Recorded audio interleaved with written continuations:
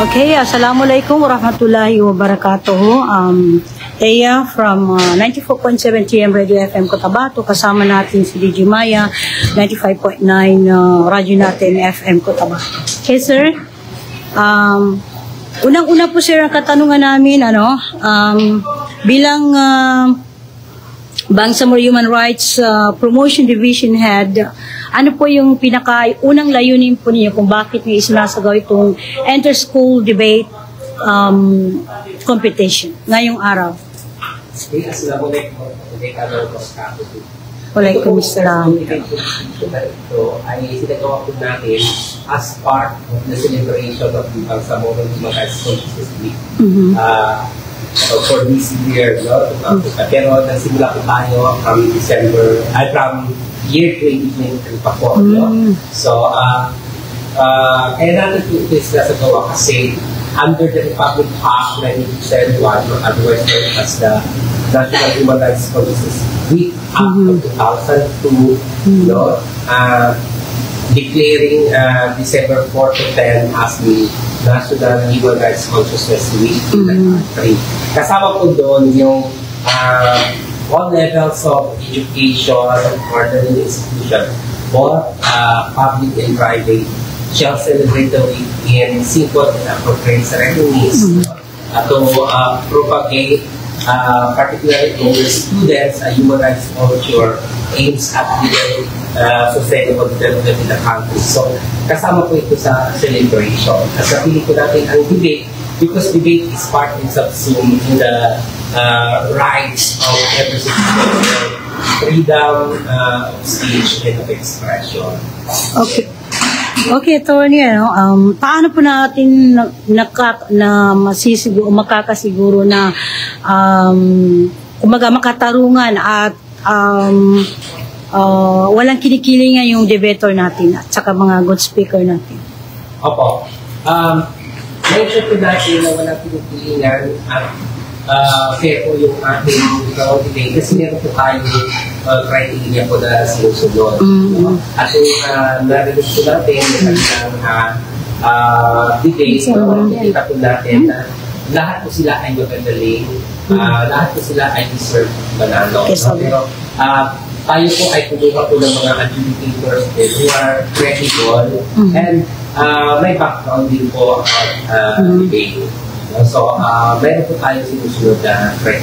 So, overall, ano po yung pinaka-impact nito and how it relevant, this event, sa mga Bangsamoro youth natin?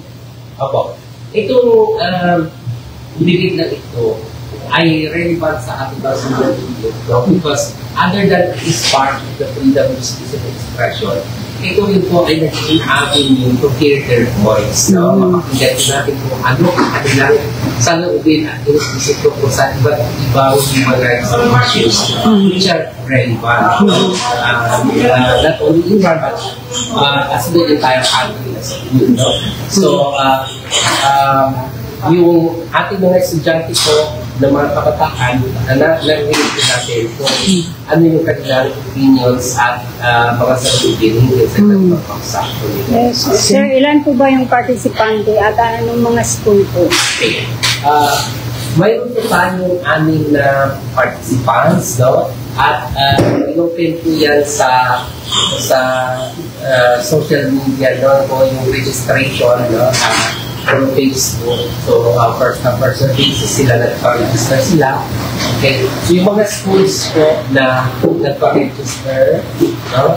At participants natin ay yung in the village, National High School, meron tayong Cotabato City National High School Ocas, we have the Cotabato City National High School Main Campus, Bangsamoro stand alone high school at saka yung MSU Maguindanao. Sila po yung 6 na participants. May mga premium po ba silang matatanggap o natanggap? At magkano po yung... Opo, may mga premium po silang natanggap doon sa kanilang debate. No? So, yung mga cash prizes na pinyo nila ay marireceive po nila sa culmination ng ating Bangsamoro Human Rights Commission, which will be on December 10. Okay, Attorney, baka meron po kayong kailangan ng pasasalamatan sa matagumpay na isinagawang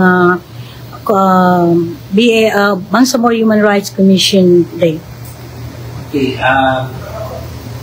once again, nagpapasalamat kami. Itong inter-school debate is just one of the many activities po na kinagat natin sa Bangsamoro Human Rights Consciousness Week. No? So, hindi po matatandaan ng December 1 na kung ceremony dito tayo sa OCM grounds.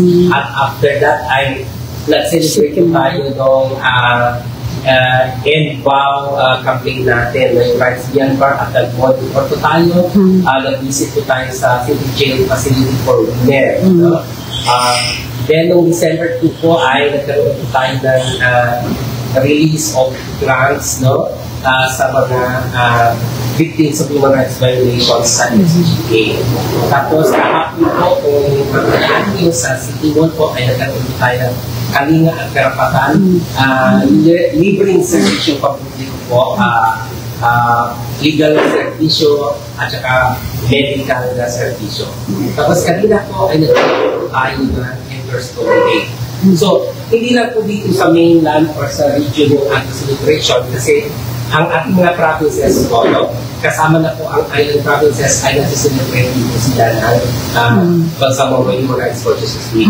In fact, noong December 3 po ay nagkaroon po ng ceremonial release ng mga birth certificate sa mga kababayan po natin ng mga badyaw sa taong-taong. No? Okay.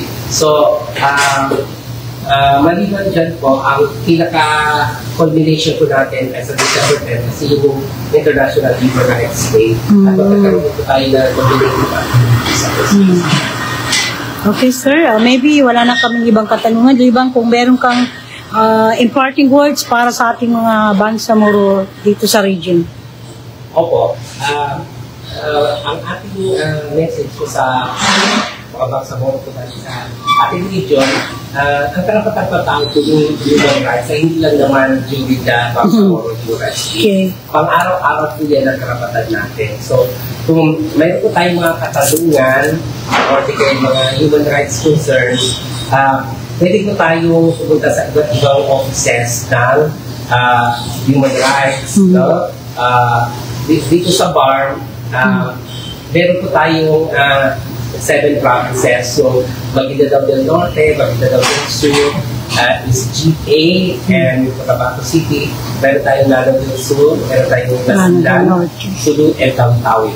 So, pwede po lahat ang provincial offices natin. Pwede po tayong pumunta at sumaguli po sa kanila.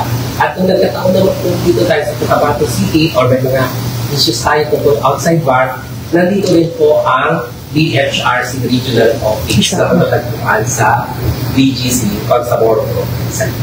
Okay, maraming salamat, Attorney. So, yan po yung... Maraming salamat. Wala po nga naman. So, yan po yung buong panayam kay BHRC